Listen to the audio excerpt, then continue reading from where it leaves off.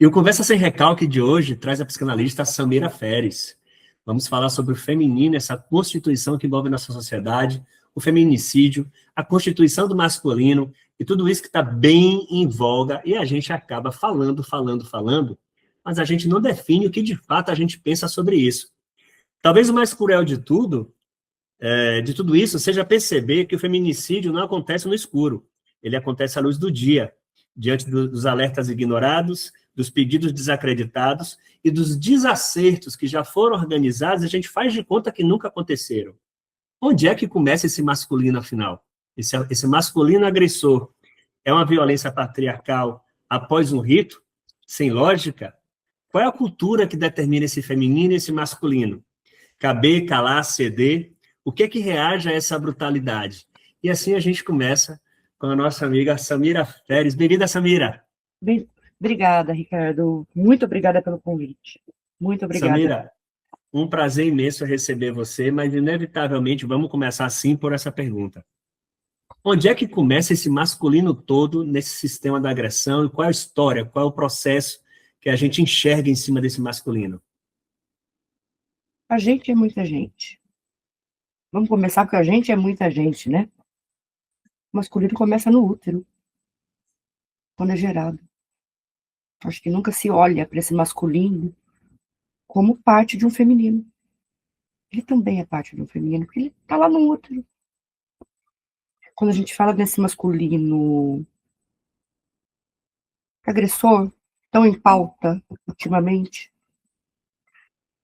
se esquece que ele também foi filho de alguém, ele também teve falta, excesso,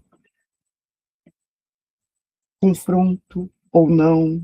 Esquece de muita coisa que teve ou não atravessamento. Eu não demonizo, mas é uma coisa. Não demonizo mesmo, mas é o que é preciso ser olhado. Afinal, onde que está esse masculino? Então, aonde esse masculino entrou em desequilíbrio? Historicamente, socialmente, culturalmente? Sim. E quando a gente fala, Samira, quando a gente fala desse feminicídio, você acha que a gente está vivendo um sistema mal nomeado, mal compreendido? A estrutura social está simplesmente vomitando tudo aquilo que já estava estabelecido? Ou a gente está se reinventando diante disso constantemente, só faz mudar nomes para situações e para os fenômenos? O feminicídio, eu vou trazer a minha opinião, eu não acredito que tenha aumentado. A informação aumentou. A informação chega hoje. As pessoas nomeiam o que é, porque deixou-se de ser algo que se resolvia em casa. Ou não. Talvez essa mulher deixou de, através da era da tecnologia, da era da informação, ela deixou de se calar acerca disso. Mas só olhar passado.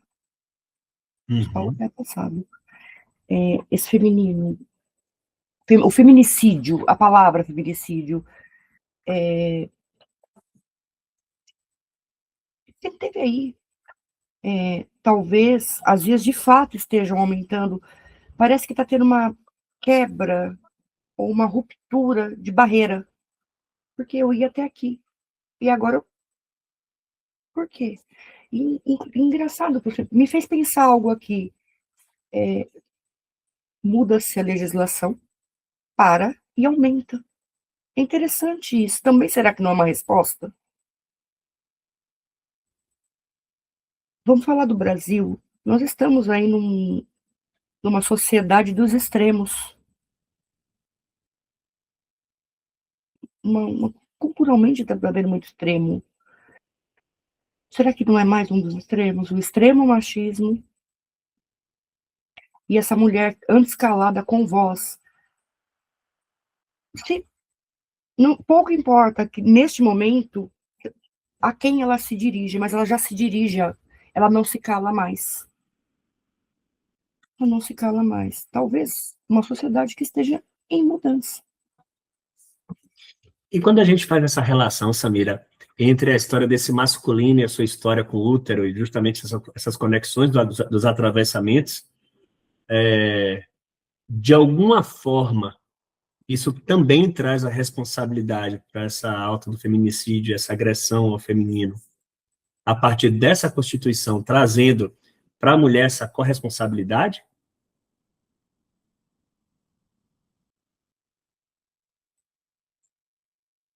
Vamos botar fogo no parquinho. No parquinho, eu tô pensando aqui. Talvez, eu não sei sim ou não, mas talvez, porque esse homem, ele se espelhou em alguém, e sabe o que me fez pensar? Homem não chora, aquelas, aqui tem que ter filtro de palavras, Não. o menino pequeno mostra o pinto, e a menina não esconde, então tem um incentivo a algo, desde muito novo, no momento que ele está se constituindo, lá nos estágios de desenvolvimento, tudo, está se incentivando ou não. Brincadeiras violentas. Atualmente, e infelizmente, usando tela como educadores. E tela não tem filtro. Tela não tem filtro. O que eu fico pensando sobre isso é que, sim, a gente é constituído numa sociedade que, historicamente, vem com essa energia do homem precisar ser o alfa e se mostrar forte ou mais forte dentro dos seus, e sim, ele precisa ser essa representação da força, da vitalidade, do poder.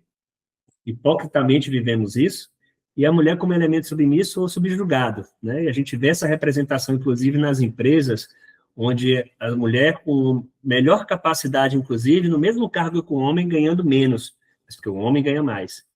E sim, os processos de educação, inclusive agora que a gente está num movimento acentuado dessa identidade cristã, onde a gente voltou à história do menino com azul, menina com rosa, menino pode fazer isso, menino não pode fazer aquilo, a menina tem que ter bons modos, é mais recatada.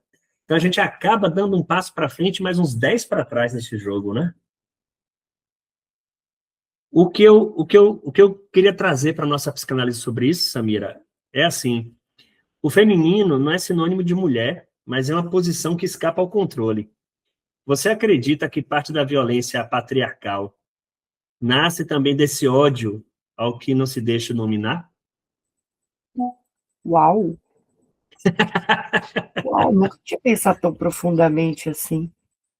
Talvez, talvez. Nunca tinha pensado tão profundamente assim, dessa maneira que você colocou. Mas faz sentido, né? Tanto que vamos lá do Freud, lá da inveja do pênis. Quem disse que não tinha inveja de vagina? Tem um movimento nosso, Samira, que dialoga sobre isso, uma turma nossa, uns colegas nossos, que inclusive questionam essa questão da atualização da psicanálise, desidentificando a restrição da construção psicanalítica e sua ética em cima do falo, né? E questionando justamente esse feminino diante desse diálogo, né? Não anulando isso tudo. Você também é dessa corrente? Você acredita parcialmente? Não acredita nessa linha? Eu acredito em pessoas, eu escuto pessoas e cada paciente pede que se creia em algo, principalmente nele. Acho que a primeira crença que eu tenho é no paciente. E nessa perspectiva da gente, enquanto psicanalista, como é que a gente lida, por exemplo, com essa temática na clínica? Como é que você lida, por exemplo, com esse tipo de abordagem com seus pacientes? Interessante você perguntar isso, porque eu atendo Brasil, atendo Norte a Sul, atendo. Tem muitos Brasis dentro desse Brasil. E culturalmente é muito interessante isso, porque a escuta que você tem em determinadas regiões ela é totalmente oposta numa outra região. Então, aqui na nossa região, tudo isso é motivo para revolta, para confronto, para para se falar. E se você vai para um outro recorte, é normalizado. É triste, porém real. Eu dei certo na vida porque eu sou bela, recatada e do lar.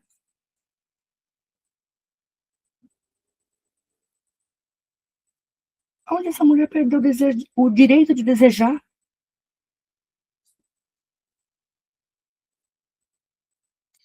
Você acredita que nessa nossa estrutura social, nessa possível mudança, até nesse diálogo desses extremos que a gente vive, essas divergências evidentes, e sim com a tela cada vez mais empurrando para a gente informações que a gente nem racionaliza mais, a gente simplesmente vai assumindo aquilo ali, o algoritmo vai conduzindo a gente para aquilo que a gente deu uma pescada, ou o desejo se manifestou rapidinho, mas no momento que a gente acentua a ideia dessa luta contra a ideia do feminicídio e a nulidade da responsabilidade do homem também, independentemente da sua história de ter vindo do útero. Mas nós, homens, nos isolando diante da situação, da nossa responsabilidade diante disso. Então, se fosse um problema de vocês, é um problema de vocês, mulheres, não é um problema meu de homem. Né? Mas E sempre aí? foi esse problema, a mulher que cuide do método contraceptivo, não é responsabilidade masculina. Sempre foi assim. Uhum, Qual que é a mudança? uhum. E eu vou bem mais além, tá? Falam-se muito que ser mulher é uma função, ser homem também. Eu Você fala acredito. mais sobre isso aí pra gente? Vamos pensar que o homem é o dono do falo. E eu falo esse falo simbólico. Quantas mulheres na atualidade são os homens? Não porque ela deseja, mas porque é necessário. Tá perdendo essa função de ser mulher? Porque até pouco tempo existiam exceções. Hoje, o que era exceção é praticamente uma regra. Mulheres gerindo famílias. E ela assume uma nova função também. Exatamente. E dentro do papel da estrutura familiar, ela tem que ser mãe e pai, tem que dar conta das duas vertentes e ser a lei também, inclusive, diante desse processo, né? E muitas vezes ela se esquece de ser fêmea. Porque está tão na função, se esquece de ser fêmea. E ai dela que seja. Uhum, uhum, Aí nós temos os casos de tentativas de violência em geral contra a mulher. De violência em geral contra a mulher. sim, Não vou usar o termo feminicídio, eu vou usar o termo violência. O sim, feminicídio é o extremo. sim. Por E me causa de, chama, e me chama a atenção, Samira, porque, assim, a cada 7 minutos uma mulher é agredida no Brasil. E chega a ser ridículo a gente constatar que, nesse momento, o homem se empodera e mostra a sua força diante da vulnerabilidade, ou da suposta vulnerabilidade. Teve um caso recente de um rapaz que deu 65 socos numa menina e ele foi preso. Isso naturalmente impetra na gente uma necessidade de justiça, mesmo que a gente não queira verbalizar, a gente sempre fica esperando o dia que o sim vai apertar para o lado dele. E apertou de fato. O cara foi preso, era o bonitão machão, o pseudo-alfa, tirada bacana, menininho bonitinho, filho de papai. E aí foi parar no presídio. No presídio ele foi socado não sei quantas vezes pelos presos e foi violado 65 vezes para poder entender a agressão dele. É uma maneira brusca, é uma maneira chocante, mas ao mesmo tempo meio que a gente se sente de alma lavada, infelizmente, quando esse tipo de coisa acontece. Quer dizer, cara, se atenta que ser uma anta, ser um animal, cara. É um animal. Você falou uma coisa interessante. Em qual momento que esse instinto tá pulando à frente da humanização? Vamos falar assim, porque estão parecendo animais. E fala-se muito da violência contra a mulher, mas existe a violência contra o homem. Do próprio homem contra o homem. Eu colocaria todo mundo aí. Então, deixa eu ver se eu estou entendendo.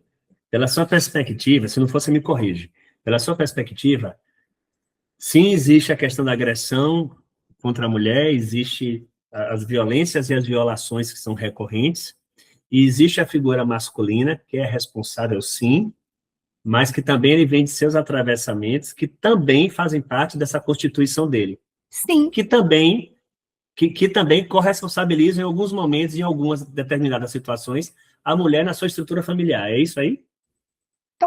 talvez nessa formação, nessa primeira formação, mas vamos pensar que as pessoas repetem. Elas repetem espelhos, espelhos, espelhamentos, espelhamentos, espelhada, o Lacan chama de estado de espelho, Freud chama de outra coisa. Vai repetindo. Eu acredito que vai haver uma mudança, mas ela não vai ser do jeito que nós sonhamos, nós idealizamos. Porque ela tem que se mudar. Talvez agora nós tenhamos dado o primeiro passo para que essa mudança aconteça daqui 2, 3 gerações. Se eu pensar nas gerações dos meus filhos, na geração dos meus filhos, eles já são um pouco mais tolerantes. Bem mais tolerantes. Eles já pontuam as diferenças e assim, isso é preconceito, isso não é. Olha, essa sua fala é preconceituosa. Eu acho interessantíssimo ver a molecada fazendo isso. Eu chamo de molecada com propriedade, não? Claro. Eu acho interessantíssimo. Mas peraí, olha, tem uma diferença de idade aqui. E foi uma virada de chave que um amiguinho do meu filho. Nós estávamos comentando sobre algo e sobre uma diferença de idade grande. Um dos coleguinhas ficou quieto e falou assim: mas peraí, você está falando que esse fulano era um pedófilo? Eu nunca havia pensado por aí. Porque só existia uma diferença de idade. Não uma criança e um adulto. Mas quando se coloca naquela. Eu falei, fala mais. Mas olha a diferença, ele já era um homem. Fulano era pequena. Era uma adolescente. Não é pedofilia? Eu nunca havia pensado por aí. Entendi.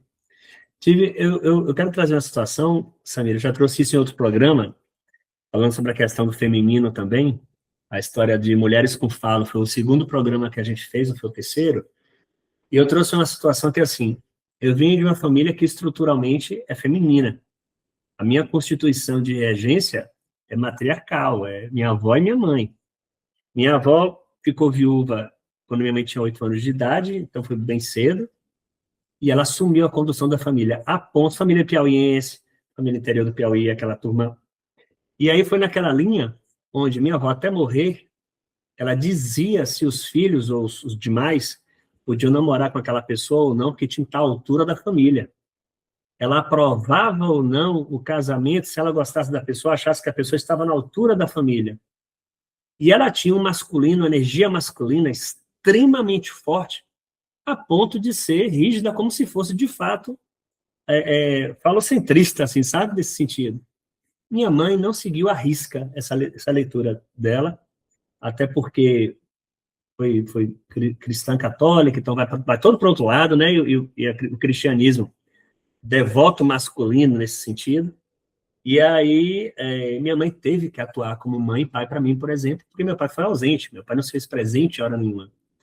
E para mim, pelo menos, isso é recorrentemente acessado nas minhas sessões de análise, porque é uma discussão entre essa função materna e essa função paterna. Que hora minha mãe está sendo minha mãe, que hora minha mãe está sendo meu pai. Né? E as cobranças em cima dela nesses dois papéis. Né? E a gente vive demais esse tipo de situação hoje em dia, ainda mais com todo esse despacho onde a mulher tem que trabalhar, cuida da família, cuida do negócio, porque o marido é o pseudo provedor e é o que é o bacana que está ali charlando, né? Depende da região, depende da região. Mas a gente vê muito isso, sim. Isso é o recorte da família ideal brasileira. Não interessa que tá apanhando, mas a foto tá lá para mostrar para todo mundo. Não interessa que tá apanhando, não interessa que tem violência dentro de casa, não interessa que esse pai ele é violento não só de maneira geral, não só com essa mulher, mas com os próprios filhos, incitando que se seja violento. Se a gente pensar bem, o masculino ele se prova pela virilidade. E a virilidade é uma coisa que ela é construída, ela é fabricada. Ninguém nasce viril.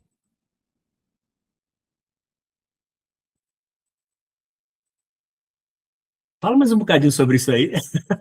Quem é que nasce viril? Nós nascemos crianças, indefesos, só tá lá, dá risada para ninguém abandonar. Esse nenenzinho aqui. Então, ninguém se constrói essa virilidade. Se você pensar bem, uma virilidade ela é construída. E no meio do caminho, algo se perde. O que se perde, aí a gente descobre no 1 a 1. Mas eu penso que essa virilidade, assim, aí vamos lá, tirando da minha região, que é uma região metropolitana, uma metrópole mesmo, vamos levar para os extremos. Esse menino aprendeu a andar, aprendeu a falar, controlou o esfíncter, saiu da fralda, ficou durinho, ficou durinho, desprendeu um pouco da mãe, ele vai para a lida com esse pai. Ele vai para a lida. Me lembra muito aquela questão lá de 1900, a criança se pulava a infância. Era de bebê a meio adulto. Isso não está sendo repetido em algumas situações, porque aqui na região sudeste nós temos muitos casos também, não é para passar pano, não, mas assim, se a gente olha para as outras regiões, eles são mais brutais, eles são mais cruéis. Não que o cidadão aí não seja aqui de São Paulo, mas é interessante que você falando aí da questão, um espécime perfeito, plasticamente perfeito, mas cadê a virilidade? Onde que ele construiu essa habilidade no sopapo?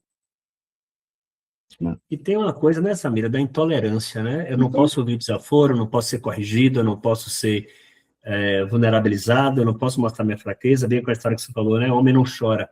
Homem não chora, não esperneia, se eu for provocado, eu tenho que responder à altura, porque senão eu perdi ali meu espaço de masculinidade, né?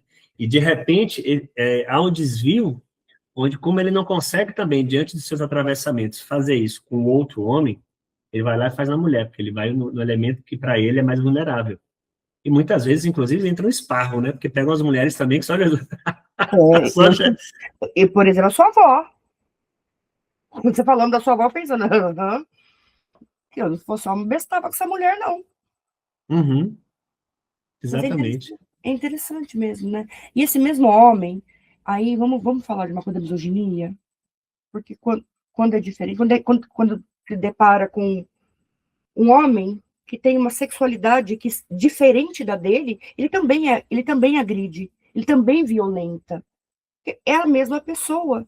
Então, quando se fala em feminicídio, eu gostaria de ampliar um pouco mais esse tema. O agressor, ele agride a qualquer um. É agressor. Bacana essa perspectiva. Eu não tinha ido por esse lado também, não. Porque tira, inclusive, desse direcionamento feminino e passa para algo estrutural, né? Estrutural, ele é agressor. Sim, sim. Cabe a Você... ele. Já imaginou se desprende esse caso que você citou? Ele pediu socorro. Se ele se desprende disso, o que sobra? Será que sobra algo? Uhum. Se você pensar bem, é interessante olhar por essa perspectiva. Um masculino que começa no útero que tem raiva da mulher. Será um Édipo mal elaborado? Não, a gente descobre. Bacana, bacana. E como é que você pensa o patriarcado? Como é que você enxerga o patriarcado nisso tudo, nessa constituição que a gente repete desde sempre? Ou melhor, desculpa, desde sempre não, deixa eu me corrigir, colegas, inclusive, se a gente considerar as primeiras civilizações, inclusive do norte da Europa, os celtas, os nórdicos e tudo mais, as mulheres eram pontos de referência de eixo familiar, inclusive com as bruxas e as estruturas matrifocais. Depois, com Bizâncio, que a coisa descambou e o cristianismo veio para frente, o masculino inverteu. Mas antes as mulheres tinham seu espaço. E, de repente, isso foi virado, Samira, e nunca mais desvirou, né? A gente insiste numa sociedade que repete esse comportamento patriarcal. Nós insistimos nessa sociedade, o que rege uma sociedade são as leis são patriarcais. Que dirá a cultura? A lei é o retrato da cultura. Se você pensar bem, as leis são patriarcais. Como é que faz? Como que muda uma coisa dessa? Eu fico pensando, o que eu entendo por patriarcado, o que é esse patriarcado? Eu venho de uma Constituição, eu vou falar da minha Constituição agora. Meu pai era o bendito ao fruto numa casa com 3 mulheres. Um doce de ser humano. Um gênio parecidíssimo comigo. Um doce de ser humano. Porém, existia esse confronto entre o masculino e o feminino, não de maneira agressora, mas talvez eu tenha que agradecer muito aos meus pais, viu, Ricardo, porque tudo bem que na hora que ele falava que a palavra dele era lei, nós ficamos quietos e cagava, mas assim, tinha muito debate, tinha muita abertura na minha casa para debater algumas coisas, alguns assuntos que em algumas casas eram tabus. Era muito tabu falar sobre alguns temas. E assim, esse desconforto. Por que as famílias evitam falar sobre o desconfortável? Porque aqui em casa cresceram da seguinte maneira: você não faça para o outro o que dói em você. E se você fizer um negócio desse para uma mulher, eu sou a primeira a contra você. Você não vai fazer. É inadmissível. Mulher não é Entendo. objeto. Bom, bom. É um ser humano. Se dói em você, dói no outro. Eu lembro dessa história que você trouxe agora aí, me trouxe um recorte, que era a história lá em casa do é sim porque é sim, é não porque é não. É sim porque eu quero, é não porque eu quero, e não tenho que lhe explicar nada. Isso também gerou muita revolta, porque eu sempre fui de questionar, sempre fui muito questionador. E com minha avó, inclusive, era não. Assim, é não porque não. Inclusive, eu tenho impressão, a gente falando feminino, e agora vou trazer para ver sua perspectiva sobre isso. Fiquei pensando sobre a questão do feminino e destituir o feminino na sua função materna. Teve uma situação que aconteceu, Samira, com minha mãe lá no Piauí, eu passando férias. Eu não sou do Piauí, eu sou baiano, mas a minha família é de lá, passava as férias lá. E numa das situações, eu estava na casa do meu irmão, que era médico e morava no Piauí na época, e aconteceu de eu derrubar o telefone dele, sei lá o que que era, e tinha uma senhora que era a sogra dele, que era uma senhora de boas condições, etc e tal, e fazia umas piadinhas meio infames assim. E eu batia de volta, criança, mas batia de volta. Minha mãe me dá um beliscão na barriga pela lateral assim da mesa e dizendo: em casa a gente conversa. Eu odeio essa frase. Em casa, assim, igual lá, depois eu te conto, depois de conta, caralho nenhum, assim, conte agora. Também me fazia, em casa a gente conversa. E nesse dia, Samira, aconteceu de eu chegar em casa, na casa da minha avó, e saí correndo em direção à minha avó e ela estava na rede. E eu me joguei no colo da minha avó e minha avó perguntou: o que foi que teve? E aí contei para ela. Minha mãe vindo de lá, já com o tamanco na mão para tascar a porrada, me corrigir, minha avó, na minha frente, destituiu minha mãe e falou assim: bata nele, é você batendo nele ou eu batendo em você. Pronto, acabou minha mãe naquele dia. A figura materna ali se dissolveu completamente para mim. Minha mãe fez isso uma vez comigo também, com os meninos. Eu não lembro que eu estava chegando no limite, 2 filhos em 2 anos, né? Chegando no limite ali. Quando eu fui respirar, eu falei assim: eu vou perder a cabeça. Minha mãe falou assim: respira. Porque eles não deram metade do trabalho que você deu. Caraca! Não faça nada. Respire. Sai de casa. Eles não deram metade do trabalho que você deu. Então, eu fico imaginando quão trabalhoso foi a construção dessa pseudo-mulher aqui. Olha só. É interessante essa história, porque eu lembro de uma vez que meu pai foi chamado na diretoria, porque eu lembro chamava a dona Vera, a diretora, ela falou: dos meninos, ela é o pior. Dos meninos, ela é o pior. Nossa. Essas são memórias, são interessantes, né? Não sei se colou ou não, mas tá lá. Ô, Samira, e na escola você era daquela que recebia algum desaforo, não recebia, ou eu recebia desaforo e ia lá tirar satisfação e vamos acertar essa conta agora? Na escola. Na escola eu não me lembro de desaforo. Não Não, ouvia desaforo? não me lembro de desaforo. Mas eu me lembro que eu meti o cacete no menino. Porque eu tenho impressão, às vezes que a gente conversa, eu tenho impressão assim, Samira deve ser daquela linha, cara, que deve ter ouvido alguma galera na escola, mas desceu o sarrafo na figura, no guri, que Não, eu nunca mais bati na no menino vida. na escola, eu lembro disso, que eu bati no menino na escola porque, nossa, menina, criança, começando a ter seio, ele foi falar do meu sutiã. Mas eu meti o cacete nele. Aí foi pra diretoria, porque o menino acho que tinha asma, ele não respirava. Aí o diretor falou assim, tá bom, se eu soubesse, tinha batido mais fraco. Não que eu não tivesse batido. E o diretor sem validar a agressão que você sofreu, né?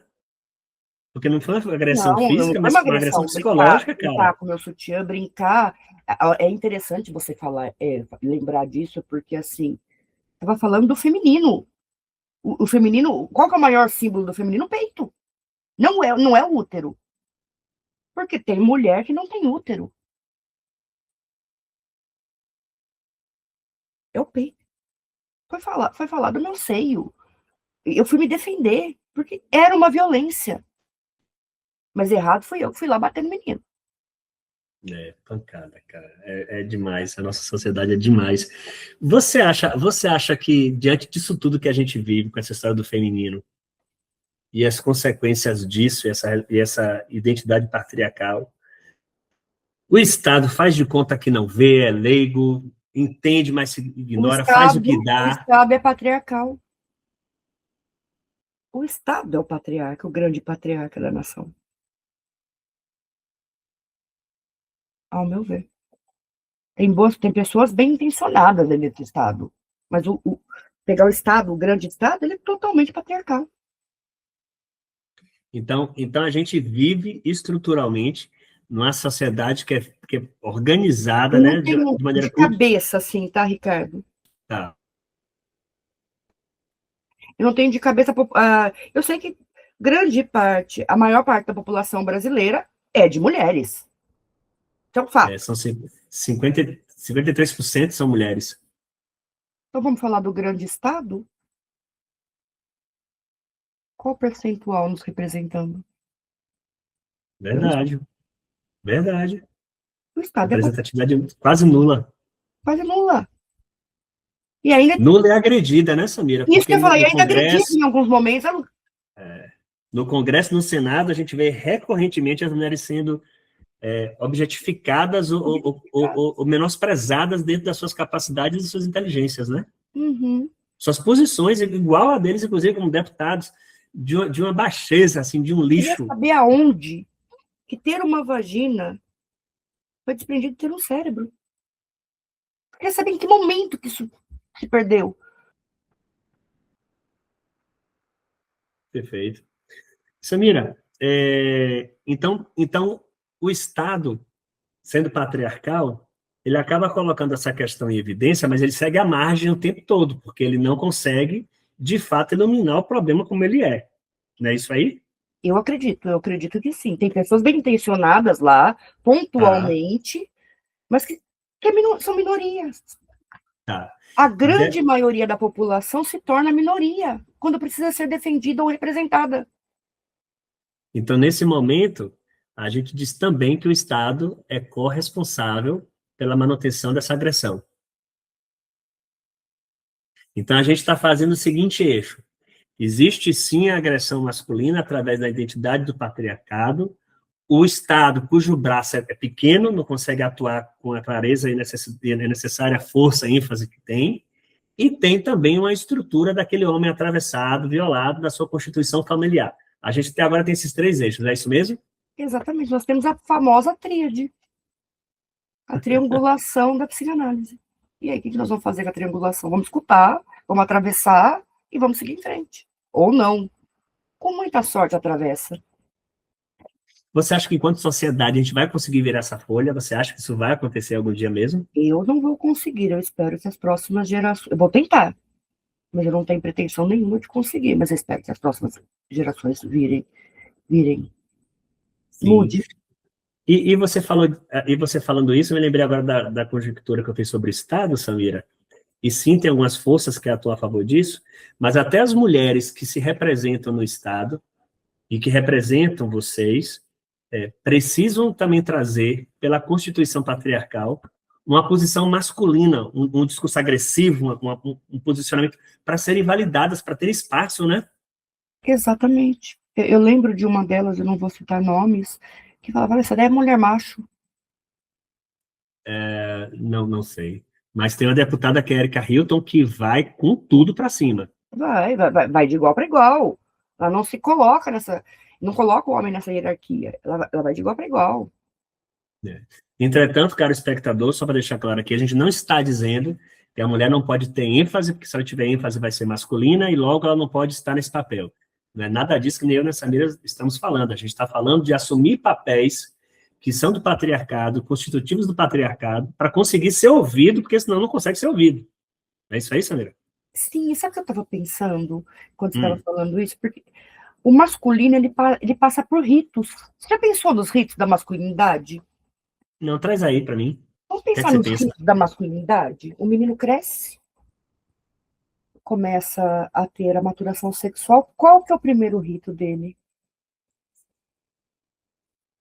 A iniciação sexual. E ela é tida como um evento para o masculino, comemorada. Ai da menina, agora não, mas ai da menina. Que passe por isso nesse mesmo Ninguém período. comemora, né? Ninguém Não. comemora. Caramba, que interessante. Eu fiquei atravessado agora com essa. Tá pensando aqui, Ninguém comemora, pelo contrário, condena, condena, nossa, porque deixou de ser quantas virgem. apanharam por conta disso? É. A violência dentro de casa, Desonrada. desonrada, Não só se desonra, como desonra a família inteira, né? exatamente. O nome da família. O menino não, o menino tá bem, tá tudo bem, porque ele Algumas tá. sociedades até hoje, vamos tirar do Brasil, tem que se ter a prova da virgindade. Desde quando um ímen é sinônimo de alguma coisa? Uhum. Pelo E menos, outras. virgem é algo imaculado. Se passou pelo meu pensamento, acabou.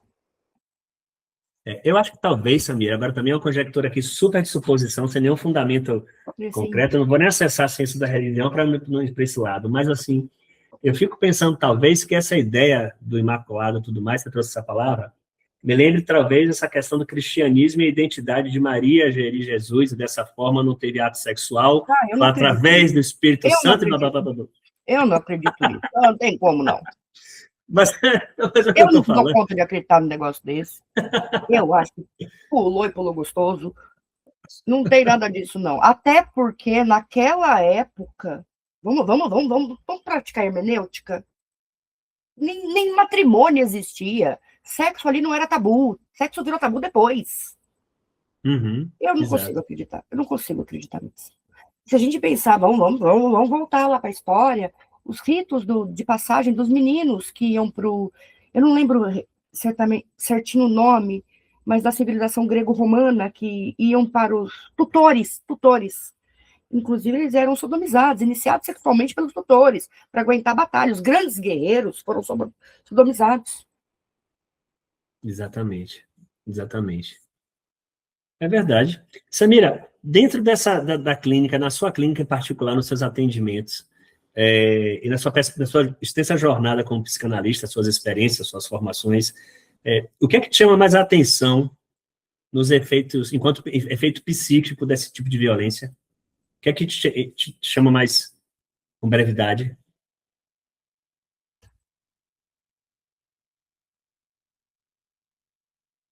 A pessoa ficar na cena traumática.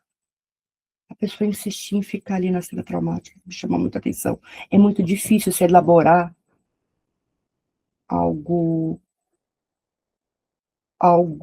eu não vou falar estruturante, porém, algo tão perfurante quanto um trauma desse tipo. A pessoa fica revive aquela cena aquela cena, aquela cena, aquela cena, aquela cena. E ela fica ali. Por mais que fale que quer sair, para resolver, quero. E a insistência em ficar revivendo aquela cena traumática ou aquela situação traumática, um masoquismo, talvez? Não sei. Há um gozo aí, Samira? Mas quem é que não gosta de ser coitado? E uma fala que eu tenho na minha clínica é a seguinte, tá? Você pode sentar na cadeira de vítima uma vez só. A segunda, você é conivente. Trazendo uma realidade. Sim, sim. Eu lembrei agora de uma história, a gente falando do patriarcado, essa estrutura toda, você falou do greco-romano. Eu lembrei agora de uma determinada figura de uma história que chegou a mim, onde o rapaz era homossexual, era adolescente e estava se identificando com isso, se identificando no sentido de expondo para o mundo, né? O que de fato ele era. E o pai, extremamente machista, não pode, não vai ser, não é meu filho, né? Chegou ao ponto de dizer assim, se ele for gay mesmo, quem vai currar ele primeiro sou eu, para poder mostrar. Eu falo, cara, a gente está falando de uma afetividade indireta aí o tempo todo, e o cara, inclusive, assumindo esse lugar, o pai assumindo esse lugar, achando que está sendo masculino. Que coisa confusa a gente vive, né, Samira? Objetificando o filho, assim como objetifica a mulher. Exatamente. Que coisa confusa a gente vive, gente. Pois é, que interessante, né? Interessante essa fala. Bem interessante. Existe um ponto em que a própria linguagem social, a nosso desbravamento sociocultural, ativa um sintoma, a repetição, quando a gente fala do feminino. Naturalmente, a gente fala o feminino, a gente já fica já... Eu acredito sim, porque feminino diferente, olhar o feminino diferente de levantar bandeira para o feminismo. Ponto, tá? Parece que feminino é uma instância. Eu não preciso ser biologicamente mulher para ser feminina. Assim como eu não preciso ser biologicamente homem para ser masculino. Eu estou nessa instância. É onde está se perdendo, que tem que se reforçar tanto isso. Se eu estou tão bem, eu vou falar do feminino, mas leve para o masculino. Se eu estou tão bem aqui nessa função ou instância feminina, por que o outro me incomoda tanto? Quando eu penso nesses atos violentos, eu penso muito nisso. Será que a pessoa está confortável nesse masculino? Será que ela está de bem com a vida, com o masculino? Bom. E o que é que você acha do movimento feminista? Eu não gosto de extremos. Samira, não gosto de extremos. Porque esse fla-flu, ele está sendo repetido. É uma repetição de um monte de coisa. Quando a gente olha, a mulher tem que se empoderar. Graças a Deus, estão se empoderando. Mas a mulher precisa desse... O feminino precisa do masculino para existir. Eles precisam coabitar em equilíbrio. Só isso. O que mais precisa?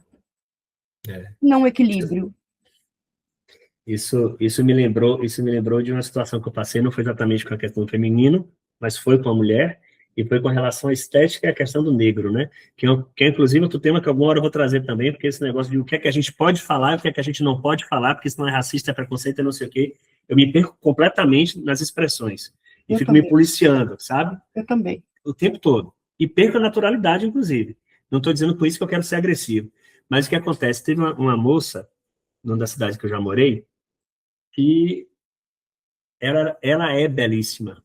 E ela estava mais belíssima num dia que eu estava no barzinho e ela passou e eu não tenho intimidade com ela, mas tinha contato, e ela se produziu muito. Ela estava muito mais bonita do que ela já é, naturalmente. E aí me deu vontade de virar para ela e falar assim, fulana, você tá linda. Na ideia de que assim, porra, você ultrapassou toda a sua beleza, assim, exaltou mais ainda a sua beleza. E ela virou para mim, ela é negra, virou para mim e falou assim, eu não sou linda. Não, eu não estou linda, eu sou linda. Mas não, depois eu entendi o que ela queria dizer com isso e tudo mais. Inclusive eu fiquei muito sem graça, né? Eu acho que ela poderia ter sido um pouco sensível com relação à história que eu criei, mas também me gerou um recado fudido, porque eu falei assim, de hoje em diante, nunca mais na sua vida você vai ouvir um elogio meu, mesmo que eu ache que você esteja mais bonita do que você é. Eu penso também que socialmente a gente tem uma coisa de umas entremeadas, de umas demarcações de terreno nesses extremismos, que não somam em nada, né? Só fazem afastar mais e assustar a gente. Assusta, acua. Quando você estava falando dessa questão, eu fiquei pensando, eu trouxe para o masculino, porque qual será que foi a constituição dessa pessoa se não se defender? Que parece um porco-espinho, soltando farpa. Será que esse masculino também não está assim? E agora o feminino, ele se reinventando. Se reinventando não, porque ele sempre existiu. Ele assumindo o seu papel, assumindo o seu lugar. Será que não estão fazendo igual também? E vira briga de porco-espinho aí na bagunça? E não há equilíbrio. Não há equilíbrio. Talvez seja um mundo idealizado, esse meu, desse equilíbrio. Respeito é respeito, independente de qualquer coisa. Eu não tenho que te respeitar por A, por B, por D. Eu tenho que te respeitar e ponto. Não tem que ter nenhum adjetivo. Respeito é respeito.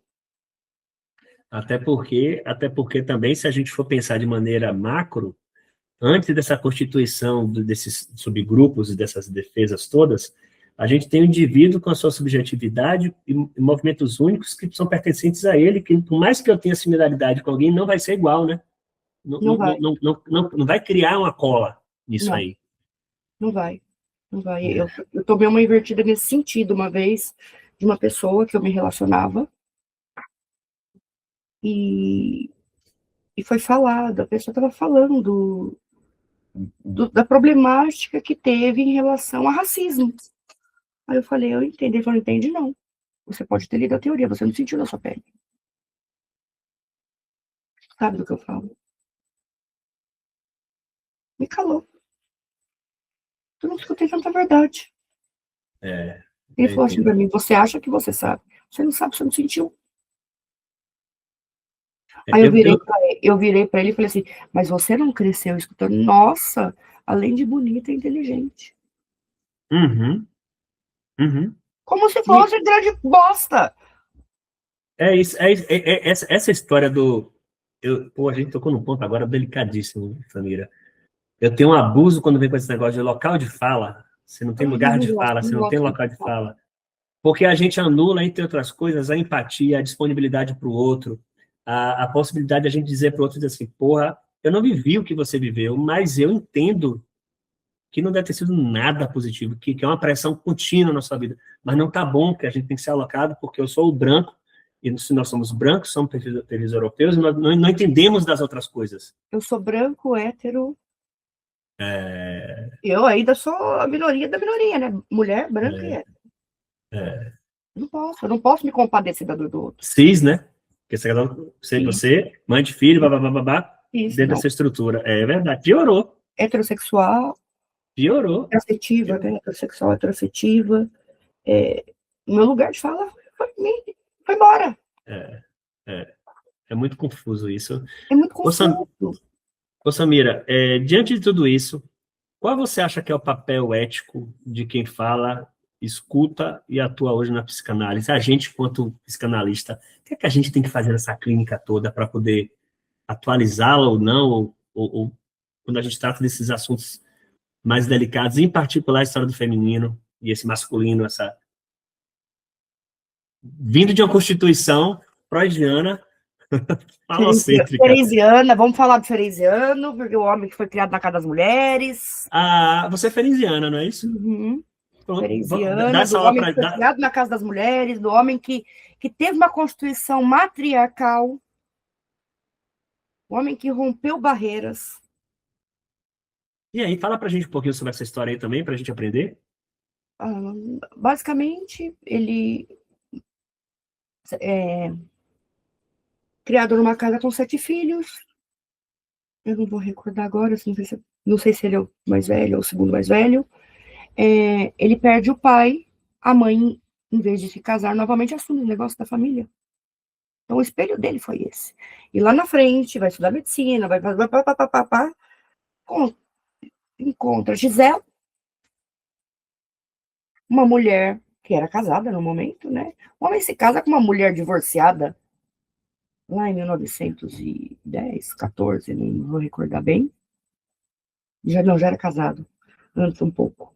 Lá em 1900, o homem se casa com uma mulher Uma mulher divorciada, uma mulher que se divorcia do marido, que ele tem um caso extraconjugal, que se divorcia do marido para ficar com ele. Você imagina isso? Como esse homem era subversivo.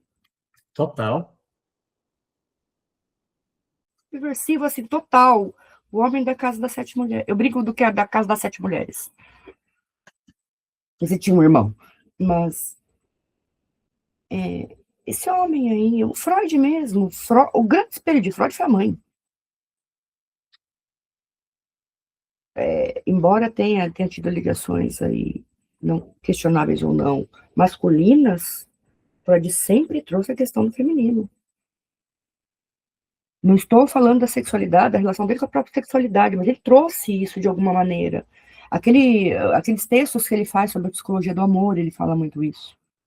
Ele traz o tipo especial de escolha, eu não lembro agora o nome certinho, mas eu sei que foi um texto que eu estudei há pouco, ano passado, lá na sociedade, nós estudamos ele a fundo. Foi um texto que atravessou a mulherada assim, que doía para ler. Era dolorido ler. Freud pode ser modernizado. Dá para trazer Freud para agora, mas ele não pode ser esquecido.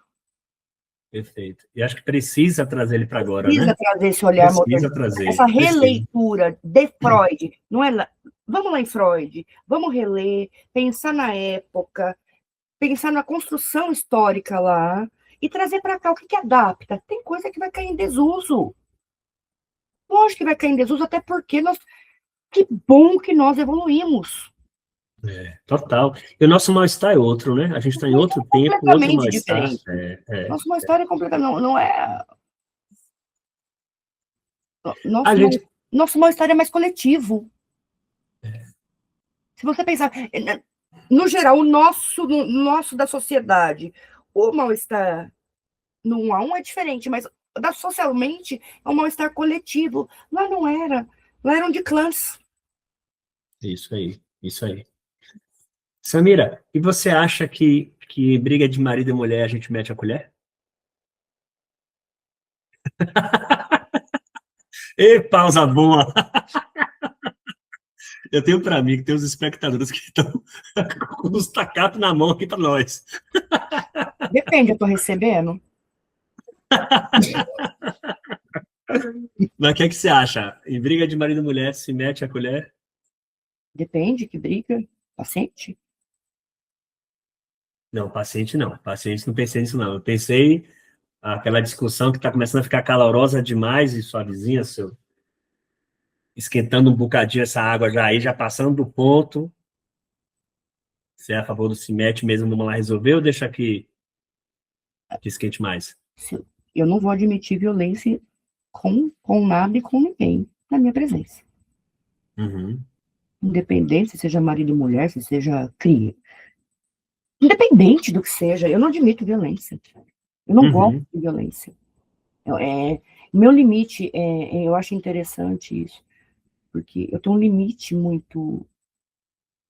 Eu tenho um limiar para atos de violência, eles são dolorosos. Eu acho doloroso ver. Eu não assisto coisa que tenha violência. Não é que eu vivo no mundo fantasioso, mas eu não preciso ver. Não preciso ver. Eu sei que existe, mas eu não quero ver. Entendi. A realidade está aí, mas... sabe aquelas coisas que o pessoal fica passando em grupo? Eu não abro. Porque tem um sensacionalismo. Porque, assim, é um prazer. Né? É um prazer. Vou abrir minha água. Tem um prazer em ficar disseminando atos. É isso aí. Porque não tem uma finalidade crítica, né? É uma finalidade para trazer o sensacionalismo emocional na comoção ali. Só criar o caos. Não compro tudo esse tipo de... Talvez Samira.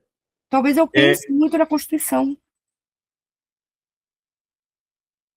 Que me entristece ver. Aonde que está tudo perdido? Ricardo? Ricardo? Eu tô aqui.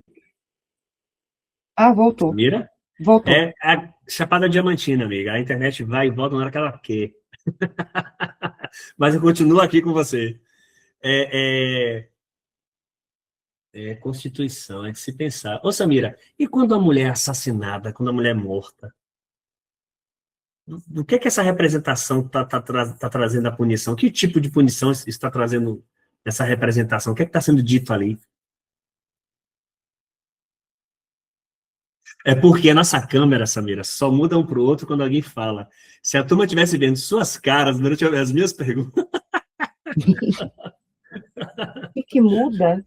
Peraí que eu parei e fui embora. O que muda? O que está sendo punido ali naquela história? Quando a mulher é morta, que simbologia é aquela ali que está sendo punida, está sendo mostrada para a sociedade ali? Está estarrada na cara. Olha, eu não tenho dados formais, dados oficiais, mas eu vou pensar em notícias que chegaram. Parece que o desejo é punido, a mulher desejante é punida.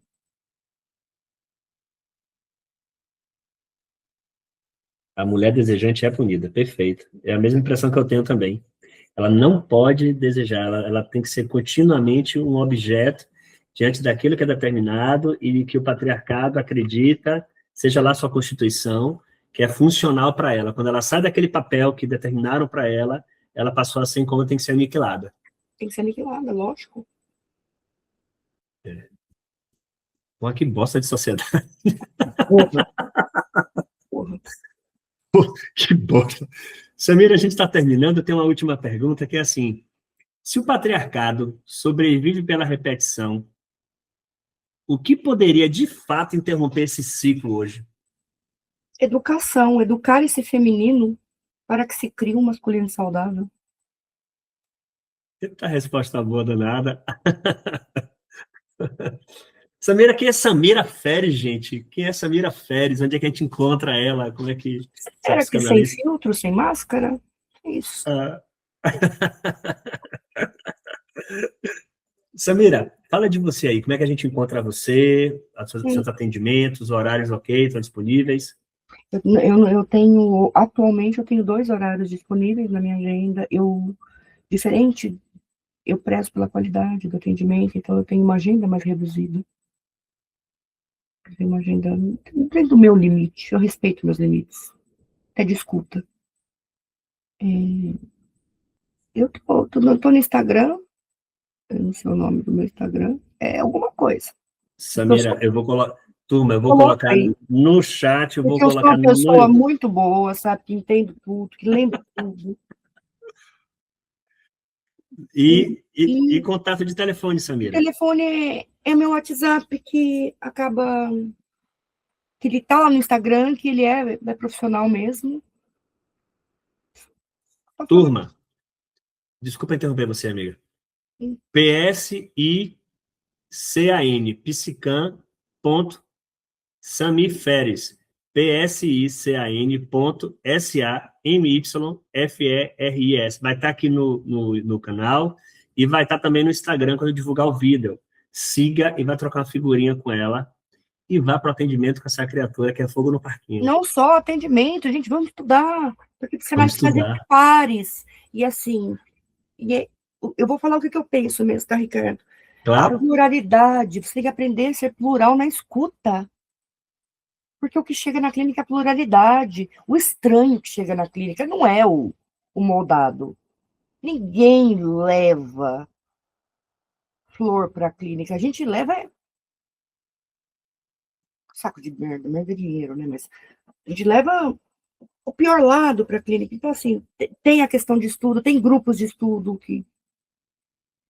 Você, inclusive, coordena um, né, Samira? Coordeno do Ferenczi, dos estudos ferencianos, que é o 3º ano dessa nova leva, que nós fazemos a leitura na íntegra da letra ferenciana.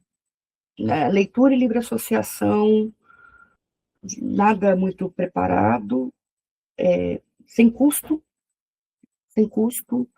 Eu gosto muito dessa ideia da troca, eu gosto muito o conhecimento é troca, não existe verdade absoluta. Aí tem também, porque eu também faço parte da editoria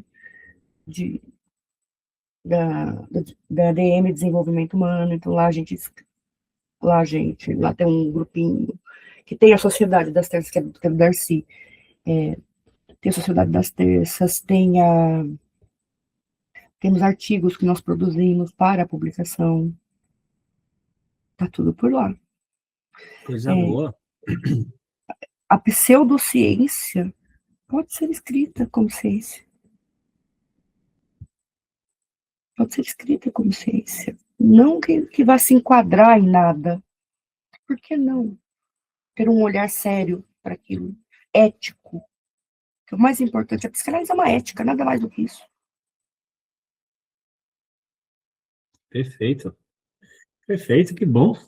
Pessoal, talvez o mais cruel de tudo isso que a gente está falando, seja perceber que o feminino não acontece no escuro, nem o masculino é seu eco e nem vice-versa.